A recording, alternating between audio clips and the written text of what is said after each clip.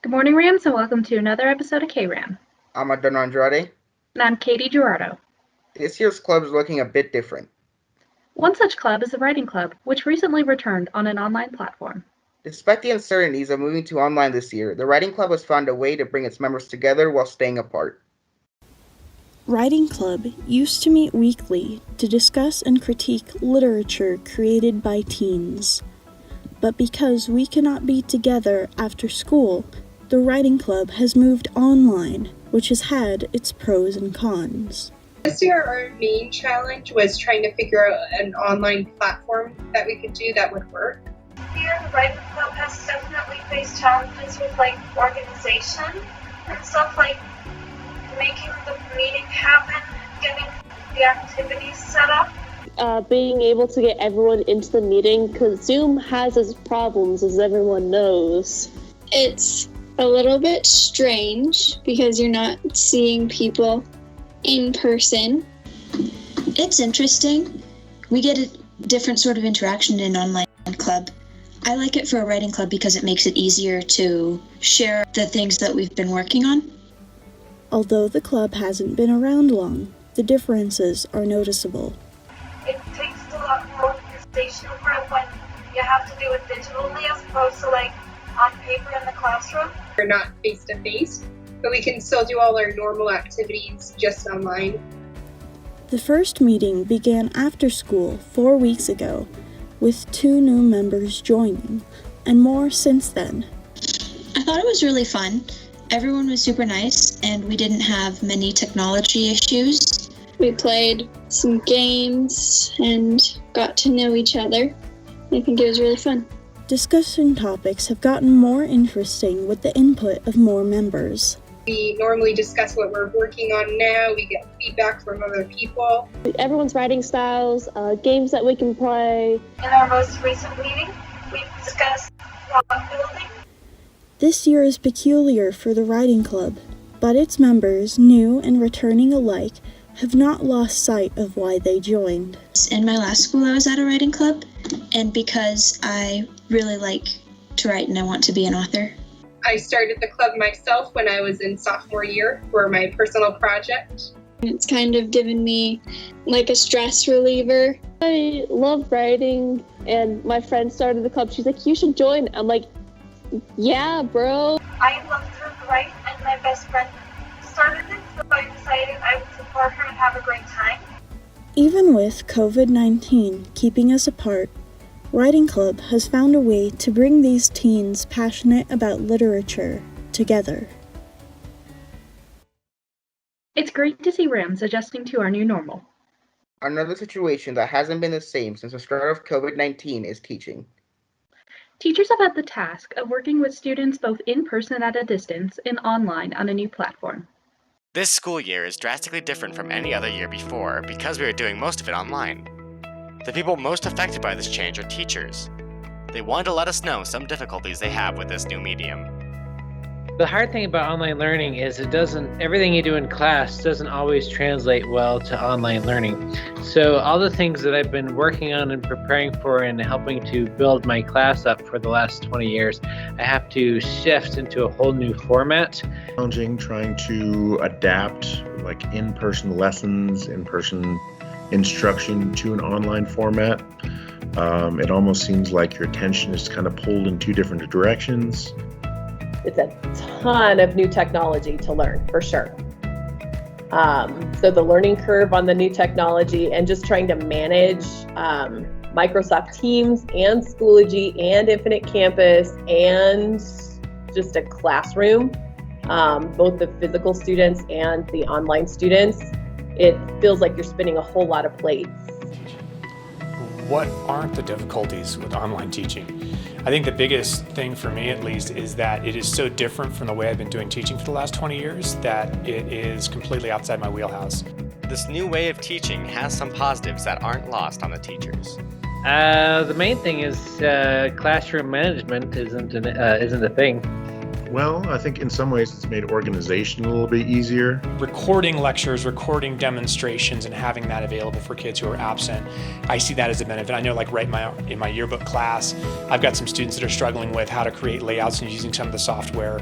And so instead of like individually training every group, I'm going to make a training video and then make that available for the kids. The teachers have shared some expectations they have of us students.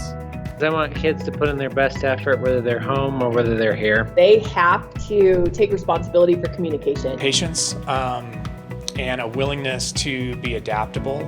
Despite the challenges COVID presents, our teachers have adapted. The format doesn't always translate well from in-person to online. So I'm trying to keep the good things about in-person class, but also try and minimize anything bad about doing it online. Like you're constantly updating and reevaluating how you are teaching things. We are having to rewrite all of our exams, and so the tests end up having an online platform to them. I've modeled all of my classes being project-based learning, where kids are responsible for getting their work done and working in groups.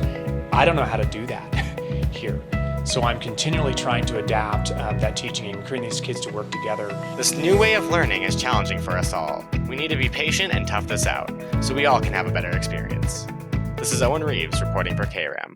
Let's all remember we are learning how to attend school together. Be patient as your teachers learn the best ways to teach during the pandemic. Boys golf was affected by the pandemic as well. It changed how the sport is played. The season is over, but Kram caught up with the team during their final tournament last week.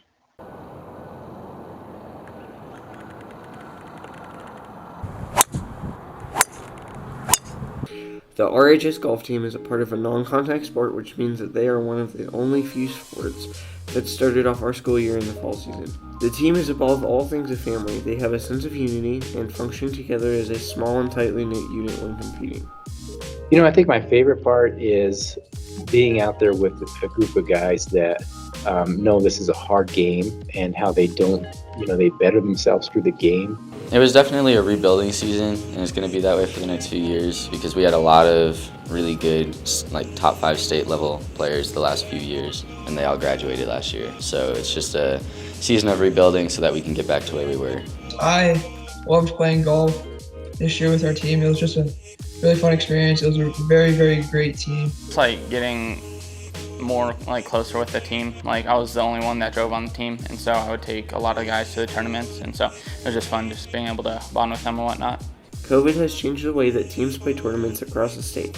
Rampart, like all other teams, had to adjust their play to reflect the sport's requirements during the pandemic. There were procedures and protocols that are put into place that we had to follow, so we had to adjust practice schedules to allow for us to ask the COVID questions each day for practice, and then also we had temperature checks for tournament play. So this year we have to play with our team, and so we aren't split up into our own groups and playing with people at our same skill level. That was one thing. I never really did that last year because I was JV, but usually you have one player from each team and you play with 3 other players from different schools. But this year we just played 4 men from Rampart. Despite COVID, the team still found joy in the sport and personal success on the course. I shot 3 personal records in 3 tournaments in a row, so that was pretty good. One of those being regionals as well. I shot my best ever at that course, so that was pretty good.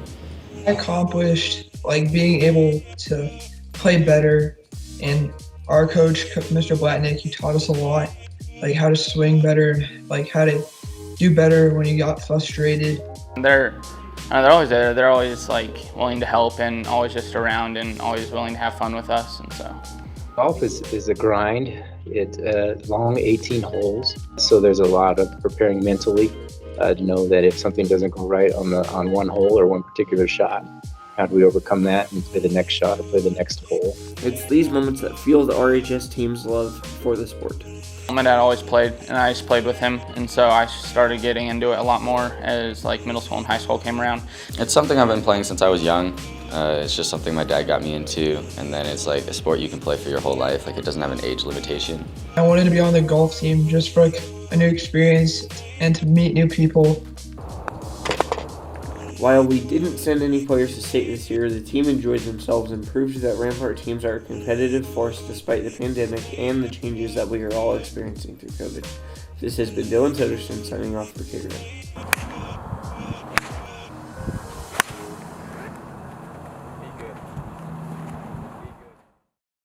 Congrats on a good season, boys golf. That's all for this week, Rams. This has been Katie Gerardo. And I'm Don Andrade. We'll see you next week with another episode of KRAM. Uncertainty. Okay. I'm really messing up. I'm really sorry. 2, 1.